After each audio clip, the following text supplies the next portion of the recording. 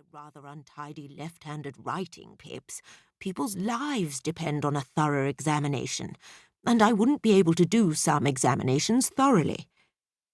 Pipps was thoughtful for a moment. Then she nodded. "Fair enough.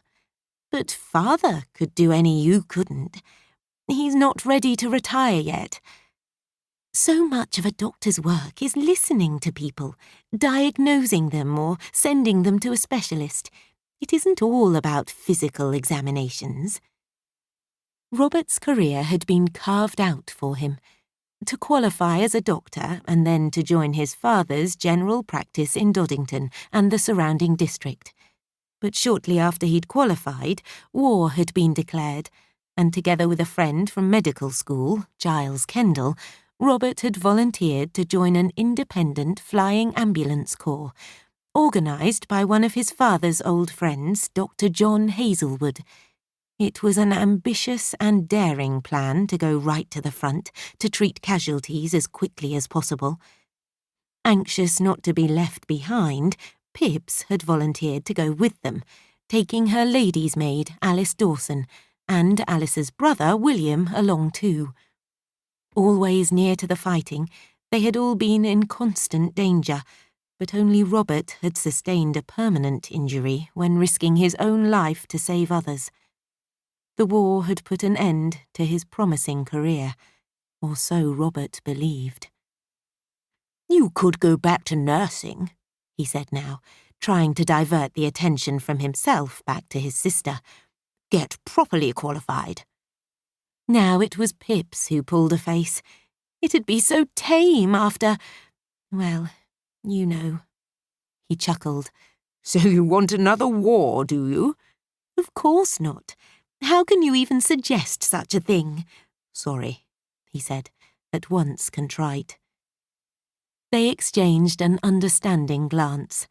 They had always adored one another, and in recent years they had been through so much together, seen and dealt with such terrible sights, that now they were even closer, if that were possible.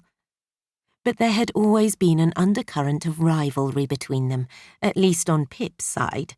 She had envied the things her brother had been allowed to do that she had not, just because she had been born to a straight-laced mother who still held on to her Victorian ideals.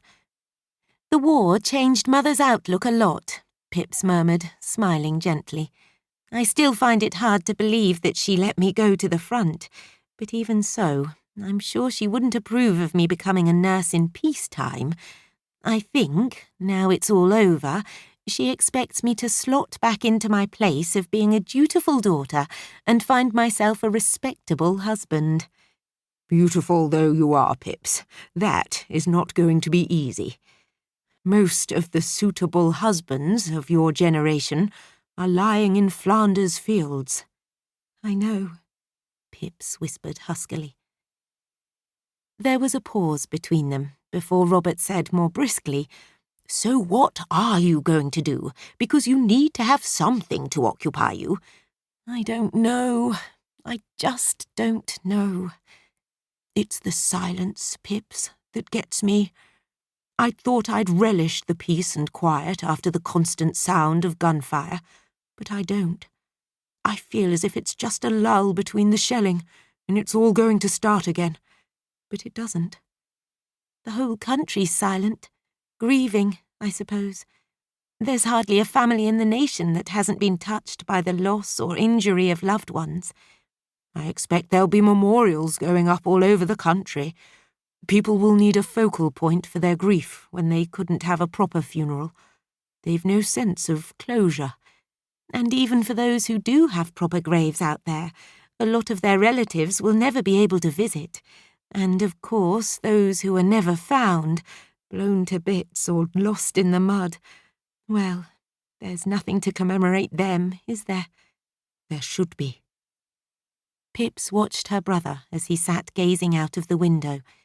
She wondered if he were seeing the flat Lincolnshire farmland before him, or the mud-filled trenches littered with bodies, the barbed wire and the stretch of land between him and the enemy, no man's land. He was still as handsome as ever, with a broad forehead and strong chin.